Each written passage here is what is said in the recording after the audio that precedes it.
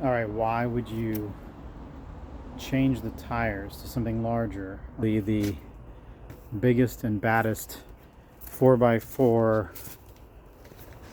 that you can get reasonably? The answer is highway speed. So either you change a complex system of gears inside each hub and the labor associated with that, which can run upwards of $10,000, or you get bigger wheels with the same transmission ratios and whatnot, and that bumps you up from like 55 to maybe mid 60s, depending on the power of the thing. So there you have it. That is the main reason why my friend is deciding to go with bigger tires.